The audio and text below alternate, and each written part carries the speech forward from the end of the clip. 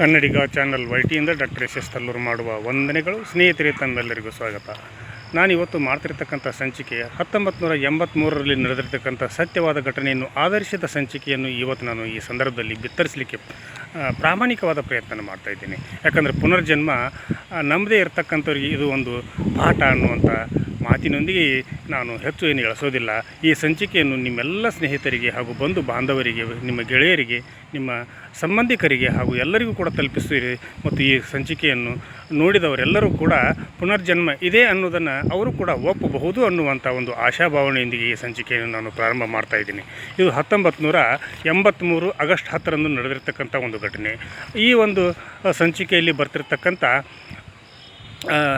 ವ್ಯಕ್ತಿ ಅವನು ನಿಜಕ್ಕೂ ಕೂಡ ಯುವಕನಾಗಿರ್ತಾನೆ ಹಾಗೂ ಅವನು ದೊಡ್ಡ ಶ್ರೀಮಂತನೂ ಆಗಿರ್ತಾನೆ. ಯಾಕಂದರೆ ಅವನದೇ ಆದಂಥ ಒಂದು ರೇಡಿಯೋ ಶಾಪ್ ಕೂಡ ಇರ್ತೈತಿ ಆಗ್ರಾದಲ್ಲಿ, ಉತ್ತರ ಪ್ರದೇಶದ ಆಗ್ರಾದಲ್ಲಿ ಅವರ ಒಂದು ವಾಸವಿರ್ತಾರೆ.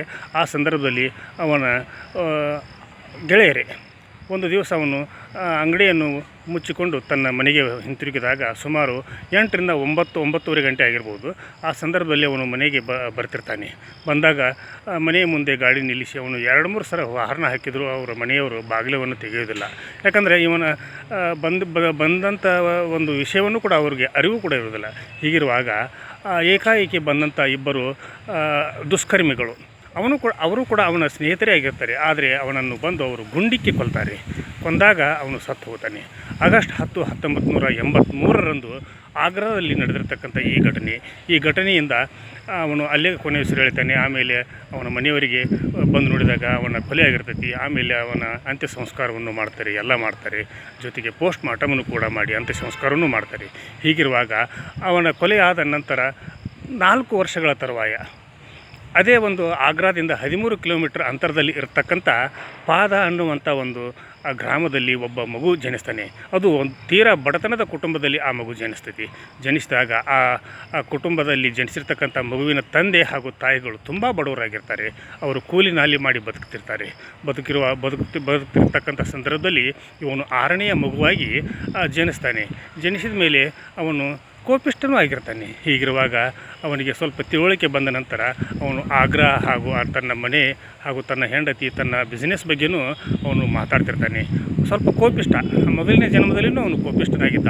ಈ ಜನ್ಮದಲ್ಲಿನೂ ಕೂಡ ಅವನು ಕೋಪಿಷ್ಟನೇ ಆಗಿರ್ತಾನೆ. ಹೀಗಿರುವಾಗ ಸಣ್ಣ ಮಗು ಅಂತೇಳಿ ಅವರು ತಿಳ್ಕೊಂಡು ಅವನನ್ನು ಏನೋ ಒಂದು ತಲೆ ಕೆಡಿಸ್ಕೊಳ್ಳೋದಿಲ್ಲ. ಹೀಗಿರುವಾಗ ಆ ಒಂದು ಸಂದರ್ಭದಲ್ಲಿ ಒಂದು ದಿವಸ ಅವರ ತಂದೆ ಆಗ್ರಾಕ್ಕೆ ಕೆಲಸದ ನಿಮಿತ್ತ ಹೋಗ್ತಿರ್ತಾರೆ. ಹೋಗುವಾಗ ಈ ಬಾಲಕನು ಕೂಡ ಇಲ್ಲ ನಾನು ಬರ್ತೀನಿ ಅಂತೇಳಿ ಹಠ ಹಿಡಿತಾನೆ. ಬೇಡಪ್ಪ, ನೀ ಇನ್ನೂ ಚಿಕ್ಕವನಿದ್ದಿ, ನೀ ದೊಡ್ಡವನಾದ ಮೇಲೆ ನೀನು ಕರ್ಕೊಂಡು ಹೋಗ್ತೀನಿ ಅಂತ ಹೇಳ್ತಾರೆ. ಹೇಳಿದಾಗ ಆದರೂ ಕೂಡ ಅವನು ಹಠ ಹಿಡಿತಾನೆ. ಆ ಹಠ ಹಿಡಿದ್ರೂ ಕೂಡ ಅವನು ಮಗನನ್ನು ಕರೆದುಕೊಂಡು ಹೋಗದೆ ತಾವೊಬ್ಬರೇ ಹೋಗ್ತಾರೆ. ಹೋದ್ಮೇಲೆ ಅವನು ತನ್ನ ಅಣ್ಣನಿಗೆ ಹೇಳಿದಾಗ, ಇಲ್ಲ, ಆಗ್ರಾದಲ್ಲಿ ನಮ್ಮ ಮನೆ ಇದೆ, ಅಲ್ಲಿ ನನ್ನ ರೇಡಿಯೋ ಶಾಪ್ ಇದೆ, ಆನಂತರ ನನ್ನ ಪತ್ನಿ ಇದ್ದಾಳೆ ಹಾಗೂ ನನ್ನ ಸಂಬಂಧಿಕರು ಇದ್ದಾರೆ, ನನ್ನ ದೊಡ್ಡ ಬಂಗ್ಲೆ ಇದೆ ಅಂತ ಹೇಳ್ತಾನೆ. ಆದರೂ ಇವನ ವಿಚಿತ್ರ ವರ್ತನೆ ಅಂದ್ಕೊಂಡು ಅವನ ಅಣ್ಣನಿಗೆ ಒಂದು ಥರ ಏನೋ ಒಂದು ಆಶ್ಚರ್ಯವೂ ಕೂಡ ಉಂಟಾಗ್ತೈತಿ. ಜೊತೆಗೆ ಇಲ್ಲ, ನೀನು ಬೇಡ, ನಾನೊಂದು ಹೋಗಿ ಬಂದಮೇಲೆ ನಿನ್ನನ್ನು ಕೂಡ ಕರ್ಕೊಂಡು ಹೋಗಿ ಬರ್ತೀನಿ ನಾನು ಅಂತ ಹೇಳಿದಾಗ, ಇಲ್ಲೇ ನನ್ನ ಮನೆ ಇದೆ, ಇಲ್ಲೇ ನನ್ನ ಅಂಗಡಿ ಇದೆ, ನನ್ನ ಹೆಂಡತಿ ಹೆಸರು ಮೊದಲನೇ ಜನ್ಮದಲ್ಲಿ ಇರ್ತಕ್ಕಂಥ ಹೆಂಡತಿ ಹೆಸರು ಉಮಾ ಶರ್ಮಾ ಅಂತೇಳಿ ಅವರ ಹೆಸರನ್ನು ಕೂಡ ಈ ಹುಡುಗ ಹೇಳ್ತಾನೆ. ಮೊದಲನೇ ಜನ್ಮದಲ್ಲಿ ಇವನಿಗೆ ಸುರೇಶ್ ಶರ್ಮಾ ಅನ್ನುವಂಥ ಹೆಸರು ಇರ್ತೈತಿ. ಅವೆಲ್ಲವುಗಳನ್ನು ಹೇಳಿದಾಗ ಆ ಬಾಲಕ ಆ ಒಂದು ಆಗ್ರಾಕ್ಕೆ ಹೋದ್ಮೇಲೆ ಅಲ್ಲಿ ಅವನ ಮನೆಗೂ ನೋಡ್ತಾನೆ. ಜೊತೆಗೆ ಹುಡುಕ್ತಾ ಆ ಪೇಟೆಯಲ್ಲಿ ಬರ್ತಿರ್ತಕ್ಕಂಥ ಸುರೇಶ್ ಅವರ ಒಂದು ರೇಡಿಯೋ ಸುರೇಶ್ ರೇಡಿಯೋ ಶಾಪ್ ಅಂತೇಳಿ ಒಂದು ಅಂಗಡಿ, ಸುರೇಶ್ ವರ್ಮಾ ರೇಡಿಯೋ ಅಂಗಡಿ ಅನ್ನುವಂಥ ಒಂದು ಹೆಸರಿನ ಮೇಲೆ ಒಂದು ಅಂಗಡಿನೂ ಇರ್ತೈತಿ. ಅಲ್ಲಿ ಹೋದಾಗ ಅವನ ಪತ್ನಿಯೇ ಅಲ್ಲಿ ವ್ಯಾಪಾರ ಮಾಡ್ತಾ ಕುಳಿತಿರ್ತಾಳೆ. ಅಲ್ಲಿ ಹೋದ ಮೇಲೆ ಅವನು ಆ ಪತ್ನಿಗೆ ಭೇಟಿಯಾಗ್ತಾನೆ. ಅಂದರೆ ಈ ಹುಡುಗನ ಅಣ್ಣ ಭೇಟಿಯಾಗಿ ತನ್ನ ತಮ್ಮ ಈ ರೀತಿ ಮಾತಾಡ್ತಾನೆ, ಈ ರೀತಿ ಹೇಳ್ತಾನೆ, ನಿಮ್ಮ ಅಡ್ರೆಸ್ ಹೇಳಿದ, ನಿಮ್ಮ ಅಂಗಡಿ ಅಡ್ರೆಸ್ ಹೇಳಿದ, ನಿಮ್ಮ ಹೆಸರನ್ನು ಹೇಳಿದ, ಹೀಗಾಗಿ ನಾನು ನೋಡಲಿಕ್ಕೆ ಬಂದಿದ್ದೀನಿ ಅಂತ ಹೇಳಿದಾಗ ಅವಳಿಗೂ ಕೂಡ ಆಶ್ಚರ್ಯವಾಗ್ತೈತಿ. ಆ ಸಂದರ್ಭದಲ್ಲಿ ಅವನಿಗೆ ಈಗಿನ ಜನ್ಮದಲ್ಲಿ ನೀವು ಏನು ಹೆಸರು ಇಟ್ಟಿದ್ದೀರಿ ಅಂತ ಕೇಳಿದಾಗ ಅವನು ಹೇಳ್ತಾನೆ, ಟೊರಾನ್ ಸಿಂಗ್ ಅಂತೇಳಿ ಹೆಸರಿಟ್ಟಿವಿ. ಈಗ ಟೊರಾನ್ ಸಿಂಗ್ 4 ವರ್ಷದವಾಗಿದ್ದಾನೆ. ಈಗ ಅವನು ಎಲ್ಲವನ್ನೂ ಹೇಳ್ತಾ ಇದ್ದಾನೆ ಅಂತ ಹೇಳಿದಾಗ ಅವಳು ತಡಮಾಡದೆ ಮರುದಿವಸ ಬೇರೆಯವರ ಕಾರಿನಲ್ಲಿ ಅಂದರೆ ತಮ್ಮ ಕಾರನ್ನು ಅವರು ರಿಪೇರಿ ಕಳಿಸಿರ್ತಾರೆ, ಬೇರೆಯವರ ಕಾರಿನಲ್ಲಿ ಅವರ ಮನೆಗೂ ಬರ್ತಾರೆ. ಬಂದಾಗ ಇವನು ಆ ಕಾರನ್ನು ನೋಡಿ ಕೇಳ್ತಾನೆ, ನಮ್ಮ ಕಾರ್ ಯಾಕೆ ತಂದಿಲ್ಲ ನೀವು, ಇದನ್ನ ಯಾಕೆ ತಂದಿರಿ ಅಂತ ಕೇಳ್ತಾನೆ. ಇಲ್ಲ ನಮ್ಮ ಕಾರು ಗ್ಯಾರೇಜ್ಗೆ ಹೋಗಿದೆ, ರಿಪೇರಿ ಇದೆ ಅಂತ ಹೇಳಿದಾಗ ಮತ್ತು ಅವನ ಎಲ್ಲ ವೃತ್ತಾಂತವನ್ನು ಕೇಳ್ತಾರೆ, ಅವನ ಎಲ್ಲವನ್ನು ಕೂಡ ಹೇಳ್ತಾನೆ. ಜೊತೆಗೆ ಅವನ ಮನೆಯ ಮುಂದೆ ಇರತಕ್ಕಂಥ ಒಂದು ಮರದ ಕೆಳಗೆ ಒಂದು ಮಡಿಕೆಯಲ್ಲಿ ಬಂಗಾರವನ್ನು ನಾನು ಹೂಡಿಟ್ಟಿದ್ದೇನೆ ಅಂತಲೂ ಕೂಡ ಹೇಳ್ತಾನೆ. ಜೊತೆಗೆ ಅದನ್ನು ಅವೆಲ್ಲ ವಿಷಯಗಳನ್ನು ಹೇಳ್ತಾನೆ. ತನ್ನ ತಂದೆ ತಾಯಿಗಳ ಹೆಸರು, ತನ್ನ ಪತ್ನಿಯ ಹೆಸರು ಹಾಗೂ ತನ್ನ ಅಂಗಡಿ ಎಲ್ಲಿದೆ ಅನ್ನೋದನ್ನು, ಅಂಗಡಿ ಹೆಸರು ಪ್ರತಿಯೊಂದನ್ನು ಕೂಡ ಹೇಳ್ತಾನೆ. ತನ್ನನ್ನು ಇಬ್ಬರು ಬಂದು ಕೊಲೆ ಮಾಡಿದರು, ಗುಂಡಿಟ್ಟು ಕೊಂದರು, ಅವರು ನನ್ನ ಸ್ನೇಹಿತರೇ ಅಂತೇನೆ ಎಲ್ಲ ವಿವರಗಳನ್ನು ಕೂಡ ಹೇಳ್ತಾನೆ. ಈಗ ಹೇಳಿದಾಗ ನಿಜಕ್ಕೂ ಕೂಡ ಅವನ ಹೆಂಡತಿ ಉಮಾ ವರ್ಮಗೂ ಕೂಡ ಹೌದು ಇದೆಲ್ಲ ಆದ ಘಟನೆ, ಇದು ನನ್ನ ಗಂಡನಿಗೆ ಆದಂಥ ಘಟನೆ, ನನ್ನ ಗಂಡ ಪುನರ್ಜನ್ಮ ಎತ್ತಿ ಈಗ ನಿಮ್ಮ ಮಗನಾಗಿ ಹುಟ್ಟಿ ಬಂದಿದ್ದಾನೆ ಅಂತ ಅವಳು ಕೂಡ ಅವರಿಗೆ ಎಲ್ಲರಿಗೂ ಕೂಡ ಹೇಳ್ತಾರೆ. ಈ ಜನ್ಮದಲ್ಲಿ ಅವನಿಗೆ ಟೊರಾನ್ ಸಿಂಗ್ ಅಂತೇನು ಹೆಸರಿಟ್ಟಿರ್ತಲ್ಲ, ಈಗ ಅವನಿಗೆ ಟಿ2 ಅಂತ ಹೇಳಿಕೆಯಿಂದ ಪ್ರೀತಿಯಿಂದ ಕರಿತಿರ್ತಾರೆ. ಈಗ ಕರಿತಿರ್ತಕ್ಕಂಥ ಸಂದರ್ಭದಲ್ಲಿ ಎಲ್ಲವನ್ನು ಅವನು ಸವಿಸ್ತಾರವಾದ ಮಾತುಗಳನ್ನು ಹೇಳಿದಾಗ ಅವರೆಲ್ಲ ವಿಧಿಯಿಲ್ಲದೆ ನಂಬ್ತಾರೆ. ಜೊತೆಗೆ ಅಲ್ಲಿಯೇ ಇದನ್ನು ನಂಬಲಿಕ್ಕೆ ಕೆಲವೊಬ್ಬರು ಒಪ್ಪೋದಿಲ್ಲ. ಹೀಗಿದ್ದಾಗ ದೆಹಲಿ ಯೂನಿವರ್ಸಿಟಿಯಲ್ಲಿ ಇರ್ತಕ್ಕಂಥ ಆಂಟೋನಿಯೋ ಮಿಲ್ಸ್ ಅನ್ನುವಂಥ ಒಬ್ಬ ಪುನರ್ಜನ್ಮ ತಜ್ಞೆ, ಅದನ್ನೇ ಅಭ್ಯಾಸ ಮಾಡಿರ್ತಕ್ಕಂಥವ್ರು, ಅವರಿಗೆ ಅವರು ಸಂಪರ್ಕ ಮಾಡ್ತಾರೆ. ಮಾಡಿದಾಗ ಅವರು ಬಂದು ಇವನ ವೃತ್ತಾಂತವನ್ನೆಲ್ಲ ತಿಳಿದುಕೊಂಡು ಇವನು ತಿಳಿಸಿರ್ತಕ್ಕಂಥ ಎಲ್ಲ ಪ್ರದೇಶಕ್ಕೂ ಹೋಗ್ತಾರೆ. ಹೋದಾಗ ಅವೆಲ್ಲವೂ ಕೂಡ ನಿಜವಾಗಿರ್ತವೆ. ಜೊತೆಗೆ ಇವನು ಹೇಳಿರ್ತಕ್ಕಂಥ ಮರದ ಕೆಳಗೆ ಬಂದು ಆ ಒಂದು ಬಂಗಾರದ ಅಂದರೆ ಚಿನ್ನದ ನಾಣ್ಯವನ್ನು ಇಟ್ಟಿರ್ತಕ್ಕಂಥ ಒಂದು ಜಾಗೆಯಲ್ಲಿ ಹೇಳಿರ್ತಾನಲ್ಲ, ಅದನ್ನು ಬಂದು ಅವರು ಅಗೆದಾಗ ಅಲ್ಲಿ ಬಂಗಾರವು ಇದ್ದಂಥ ಒಂದು ಮಡಿಕೆಯೂ ಸಿಗ್ತೈತಿ. ಇವೆಲ್ಲವನ್ನು ನೋಡಿದಾಗ ಇಲ್ಲ ಇದು ಪುನರ್ಜನ್ಮ ನಿಜ. ಈ ಪುನರ್ಜನ್ಮದಲ್ಲಿ ಅವನು ಹಿಂದಿನ ಜನ್ಮದಲ್ಲಿ ಇದೇ ಒಂದು ಮನೆಯಲ್ಲಿ ವಾಸವಾಗಿದ್ದ, ಉಮಾ ಶರ್ಮಾ ಅನ್ನುವರ ಪತಿಯಾಗಿದ್ದ ಅನ್ನುವಂಥ ವಾಸ್ತವವನ್ನು ಕೂಡ ತಿಳಿಸಿಕೊಡ್ತಾರೆ.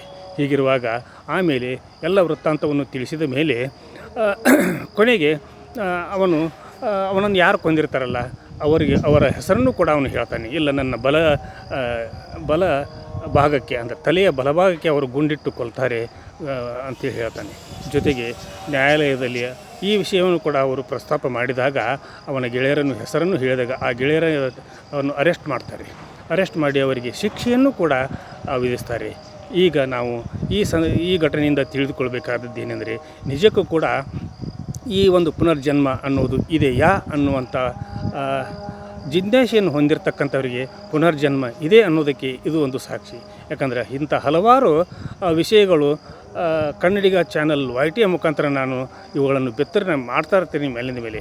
ಅವುಗಳೆಲ್ಲವೂ ಕೂಡ ಸತ್ಯವಾಗಿರ್ತವೆ ಮತ್ತು ಅಷ್ಟೇ ಒಂದು ನಿಖರವಾದ ಮಾಹಿತಿಯನ್ನು ಒಳಗೊಂಡಿರ್ತವೆ ಅನ್ನೋದಕ್ಕೆ ಇದು ಒಂದು ಕೂಡ ಸಾಕ್ಷಿ. ಇದು ಉತ್ತರ ಪ್ರದೇಶ, ನಮ್ಮ ದೇಶದ ಉತ್ತರ ಪ್ರದೇಶದಲ್ಲಿ ನಡೆದಿರ್ತಕ್ಕಂಥ ಘಟನೆ. ಉತ್ತರ ಪ್ರದೇಶದಿಂದ 13 ಕಿಲೋಮೀಟರ್ ಅಂತರದಲ್ಲಿ ಇರತಕ್ಕಂಥ ಪಾದ ಎನ್ನುವಂಥ ಗ್ರಾಮದಲ್ಲಿ ಬಡ ಕುಟುಂಬದಲ್ಲಿ ಜನಿಸಿರ್ತಕ್ಕಂಥ ಒಂದು ಘಟನೆ. ಈ ಘಟನೆಯಿಂದ ನಾವೆಲ್ಲರೂ ಕೂಡ ಕಲಿತಿರ್ತಕ್ಕಂಥ ಪಾಠ ಏನಂತಂದರೆ, ಯಾವತ್ತೂ ಕೂಡ ಯಾರನ್ನೂ ಕೂಡ ನಾವು ಹಿಂಸೆ ಕೊಡಬಾರ್ದು. ಅವ್ರು ಯಾರಿಗೂ ಜೀವ ತೆಗೆಯುವಂಥ ಹಕ್ಕು ಯಾರಿಗೂ ಇಲ್ಲ ಅನ್ನೋದನ್ನು ನಾವು ಅರಿತುಕೊಳ್ಬೇಕು.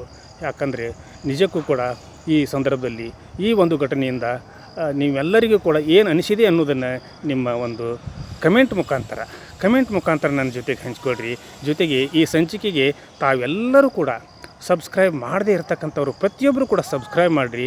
ನಿಮ್ಮ ಬಂಧು ಬಾಂಧವರಿಗೆ, ಸ್ನೇಹಿತರಿಗೆ, ಸಂಬಂಧಿಕರಿಗೆ, ನಿಮ್ಮ ಎಲ್ಲರಿಗೂ ಕೂಡ ನೀವು ಇದನ್ನು ಕಳಿಸ್ರಿ. ಅವರೆಲ್ಲರೂ ಕೂಡ ಈ ಒಂದು ಪುನರ್ಜನ್ಮದ ಒಂದು ವಸ್ತುಸ್ಥಿತಿಯನ್ನು, ಸತ್ಯವಾದ ಘಟನೆಯನ್ನು ನೋಡಲಿ, ತಿಳ್ಕೊಳ್ಳಲಿ ಅನ್ನುವಂಥ ಸದುದ್ದೇಶದಿಂದ ಇವತ್ತಿನ ಸಂಚಿಕೆಯನ್ನು ಇಲ್ಲಿಗೆ ಮುಗಿಸಿ ನಾಳಿನ ಸಂಚಿಕೆಯೊಂದಿಗೆ ತಮ್ಮ ಜೊತೆಗೆ ಹಾಜರಾಗ್ತೀನಿ. ಅಲ್ಲಿವರೆಗೂ ನನ್ನ ನಮಸ್ಕಾರ.